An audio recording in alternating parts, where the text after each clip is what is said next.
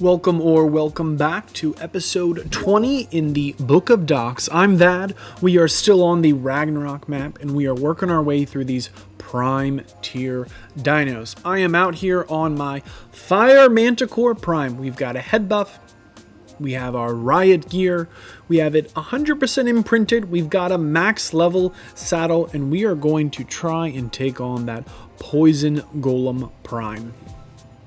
The Poison Golem Prime is arguably the toughest golem we can possibly fight as of the current state of Docs. We've taken on and challenged the Rock Golem. We've taken on and challenged the Lava Golem.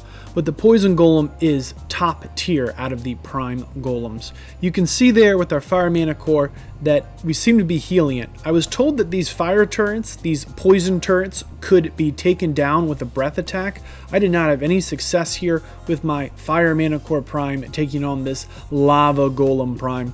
Part of the challenge for this fight is not only the fact I'm not doing almost any damage, but in addition to that, the Poison Golem, when those poison turrets they hit you, you can see that a good majority of your screen is taken up with all those particle effects, which makes it a hard target to hit. I'm fairly confident I'm doing absolutely no damage and almost healing this thing. Okay, I'm doing a couple hundred shots a hit. The Poison Golem Prime is super dangerous, not only because you lose a portion of your screen, you lose visibility, and because we've clearly not done any damage, but it's got that overhand attack and it's really fast. That overhand poison ball toss is wicked fast. It's tough to appreciate how fast it is until you're dead. We did come out here with a maxed out Docs tech rifle and a maxed out that Docs special fabricated sniper rifle to try and use them against this Poison Golem Prime. It seems like the maxed out tech rifle does about 300 damage to the Poison Golem and or the Lava Golem Prime, and neither weapon did I seem to have any success taking out the Poison Golem turrets.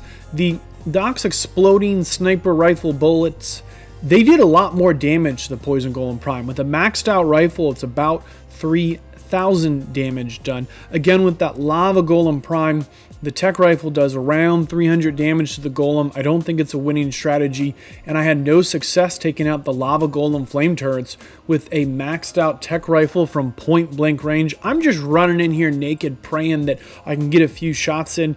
Nor did I have any success with those exploding rounds against those fire turrets. I'm told there's a way to do it. Maybe you know the secret, you have a trick. I'd love to hear about that in the comments below in the video here. However, I did not have success. I did try to come out here and nuke the Poison Golem Prime. I got out here with my Fat Man. I don't think this was really a winning strategy either. By the time my nuclear missile hit the Poison Golem Prime, I still got absolutely deleted by those turrets. I tried one more time, knowing the turrets were coming in. This time I brought a couple of those launchers, and I'm just going to shoot all of them and run and pray that I'm out of range of the Poison Golem's poison turrets.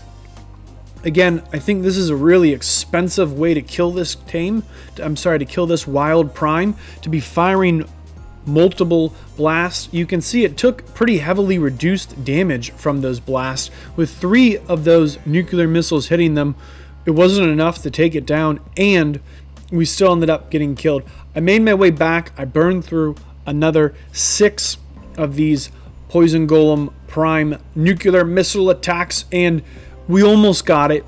No, we got it. Okay, but we still died. It's really a dangerous fight. I just don't recommend fighting it.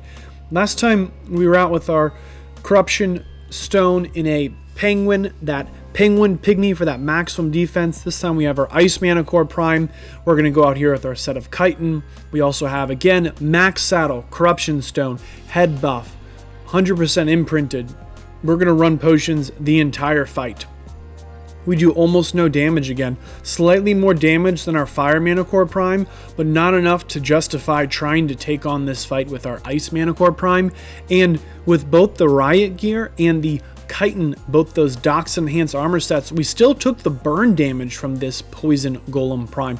When you get hit by the Poison Golem Prime turrets, you're getting a damage for around 5 seconds as of the current state of Dox, and it deals damage based on a percentage of your health points, which means if you come out here on a tame with 1,000,000 health points, you're going to be losing thousands and or hundreds of thousands of health. If you come out here on a tame with 50,000 health, you're going to be losing just thousands of health. So pumping more HP into your tame isn't going to make this fight any easier. I know we are dealing a little bit less damage by having that penguin pygmy with the corruption stone. Even if we were to switch that around, I don't think we could survive this fight. Actually, we lost a couple of prime Manticores before I got a fight that was worth showing on camera, and we really get hit hard. If you get hit by that overhand poison ball, you're pretty much dead. Even coming out here, we have to run potions 24/7 to survive this fight. It's a small target that's hard to see, especially with this massive AoE bright flare. It just adds an additional difficulty that makes this fight a little less fun from my perspective, and we still got killed. We were one hit away from killing it. That was the kill shot right there. I knew that the exploding rifle ammo was a little better, and my gun had to reload. You better believe I puckered, clenched, swore, prayed, and fired another shot just in time. Don't worry, we still lost another prime Manticore and died. Really a dangerous, dangerous tame. I did go around and look for that box that the Lava Golem Prime drops. I did not find any box. Don't forget, if you're killing the golems, take the time to harvest it. There's lots of great resources in these golems in the DinoOverhaul X mod. There's loads of poison golems on the map. I pretty much find them in every biome, not just in the swamp. I mentioned before, I seem to find them in the swamp. There's always one there, but they get around. They've got a good drop table. Notice the Ascendant Pithecus Enhanced Saddle, and we got 3 prime kibble out of 3 successful poison golem kills. That's a pretty good drop. We really wanted some corruption stones. The issue is the Poison Golem Prime isn't really worth fighting right now. You only need it to make an Ancient Poison Golem, which you need an Ancient Lava Golem, which requires killing Rodan, which is just beyond us right now. I think there's one more Prime we should take on though.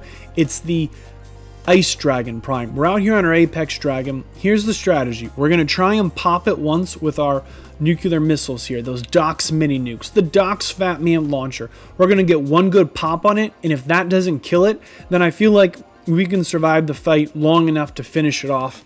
And the Prime Dragons in the Dox mod are really tanky. Out of all the flying primes, the flying primes, I've noticed that the dragons seem to have the biggest health pool, so I would highly encourage not showing up to this fight and doing any of the things I've done, because this is about to go tragically wrong. Yes, that's right. I'm gonna poison pistol out of the sky. That's not gonna happen. Hey, ha-has aside, the dragons have a lot of health. The wyvern was fast and it hit hard, but its health pool was in between 20 and 60,000 less than the prime dragons. Same thing with the Manticores. They were around 20 to 60,000 less health than these prime dragons. The ice prime dragon, I've made a mistake. Oh no. Okay, I didn't land my nuclear missile, so everything's gone wrong.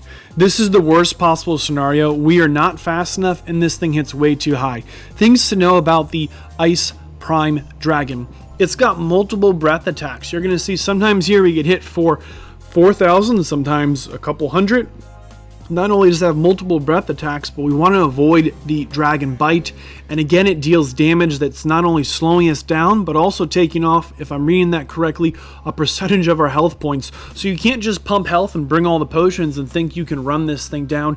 And it's wicked fast. So the backtrack, multiple breath attacks, check. A melee range biting attack, oh yeah. Burn damage and a massive slow, yeah. Not only are we not going to be able to outrun this, even if we pumped speed into our dragon here, if we got hit with that slow attack, that's the end. Remember, in Ark, when your tames start losing enough health, your stamina doesn't regenerate the same way either.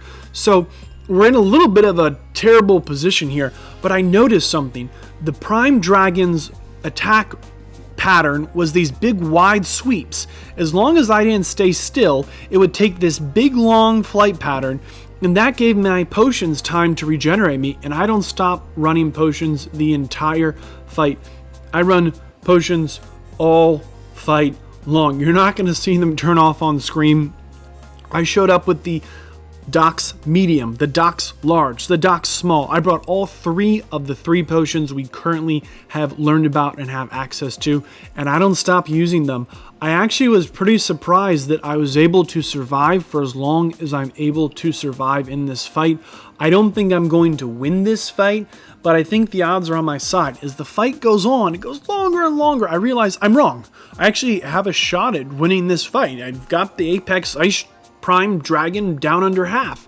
Again, kind of like the Poison Golem, I don't think this is the winning strategy. I'm on the lowest level of dragon possible, and we're doing okay, but we're doing okay because we're fully gear stacked up. We've got a Corruption Stone in our tool belt, a Corruption Stone in our Pygmy. We've got this dragon fully imprinted. We've got a head buff in it. We've got our full set of riot gear. There isn't anything more at this stage in the game that we could do to give this team a better chance of winning this fight, and we're really close. We're really close to taking down this Apex Ice Dragon Prime. I've sped this up quite a bit.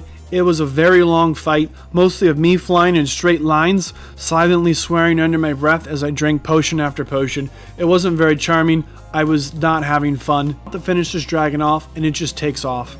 I just got disrespected. I was so upset. I pull out my poison pistol. Wasn't very effective. Don't worry. We're going to try again. We get it closer to the world border. That's good for us. This is very good for us. No, this is bad for us. This is very bad for us. You see that little symbol there? Remember we talked about this last episode when the TitanOverlord is on the map. Not only do prime and above tier dinos get a boost, they take less damage, they deal more damage, and look at this. We can't get enough damage out to actually do any damage to the Apex Ice Dragon Prime. It's regenerating health right through our own attacks. We're pretty much done for. This TitanOverlord spawning in at the end of this fight completely spelled doom for us. It doesn't matter our potions. We don't have enough potions to survive for 40 plus minutes while the TitanOverlord is in the map. So we're going to try again, but we're going to try with our Manticore Prime. Again, our Manticore Prime is a higher tier than our dragons. We haven't been able to level up our dragons yet. We need to kill some megas, and we actually need to get an Ice Dragon Prime Wild Head as part of the dragon evolution path for that tame tree. Our Manticore Prime here is going to have a lot more success, mostly because it does a little more damage than our dragon did. So when the Apex Ice Dragon Prime gets a little low on health, we are able just to blast it and finish off that last chunk of health, preventing the Apex Ice Dragon Prime Wild from escaping, which makes pretty much all the difference. I think if we had a higher tier dragon, or if we started off with our Prime Manticores, we would have had a really good shot at taking down this Apex Ice Dragon Prime. I think this is the top tier of the flying primes outside of Prime Rodan. Overall, it's a tough fight, but it's doable. The big drop here that we got that we're super excited to have is the Ice Prime Dragon Head. Prime Kibble's nice. We got a nice dragon scale, some other fun stuff. Time to check out the Ragnarok base location for this episode. We're looking at Gerd's Hall, latitude and longitude on screen. I try and also give you a visual cue. We're going to follow this river right through the highland biome. You can see the red obelisk was on screen at the start of this clip, and as we follow this river through the highlands, we're going to find ourselves at Gerd's Hall. There's this wonderful waterfall here with arguably the best base for a solo player. This is probably my most favorite base on the entire map, hands down. Again, red obelisk there in your left top corner. I think this is where I'm going to be moving operations. I really like this base. This is a great spot. I think it has all the things you would need as a solo player. It's not off the ground, but there's plenty of room in here. I've got water. I can also build up and use the space a little better. As you can see, I put down a cliff platform just for an easy top area as well. I love the spot. Let's talk a little bit about where we are on our prime hit list. The current state of Dox, we've actually killed every single prime dino in the mod whose name isn't Rodan. Rodan's still a little bit beyond us. Prime Rodan is just a little bit too much for us to deal with. It's a really dangerous prime, but we've killed all the others and shown more than one way to kill most of them, as well as how to continue to progress through the mod. By the way, if any of this has been useful for you in any way, please just annihilate that like button. That would be great. I want to talk a little bit about one we haven't killed yet. We ended the early game by killing a prime compy, and you should maybe have an idea how we're going to end the mid game. I'm also doing a random shout out to my subscribers. Thanks, Monsieur Betty, for subscribing. I really appreciate the support. If you want a chance to get mentioned, subscribe now. Just like we ended the early game by killing a prime compy, I think it's time to end the mid game by killing the mega compy. I like the symmetry, I like the symbolism. It's the lowest tier prime we could kill, and this is the lowest tier mega that we could kill, and we have tools to do it with ease. One other thing we want to talk about, we ended the early game by putting down Skeletor, the Transmute Shrine.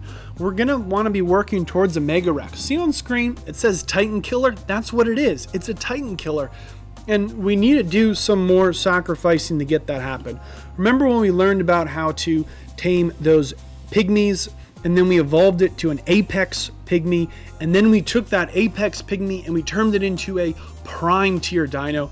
It's time to say goodbye to one of the first primes we actually tamed. We have a prime Argy here. We're going to throw in a sacrificing potion, and we're going to get ourselves an Apex Argent Prime token. This is officially the end of mid-game docs. I hope everyone's super excited for the next episode as we move into fighting Megas and eventually Prime Rodan. If you made it to the end of the video, comment right now with one thing you're excited to see as we start late game docs. Make sure you comment now with the word excite in your comment so that we all know that you made it to the end of the video. Thanks, until next time, bye. If you learned something or enjoyed this video, share it with a friend. If you are new here, please consider subscribing. If you have joined and enjoyed before, welcome back. If you would like to see more quality content, please consider joining me in supporting the channel through Patreon and utilizing the affiliated links. Thanks.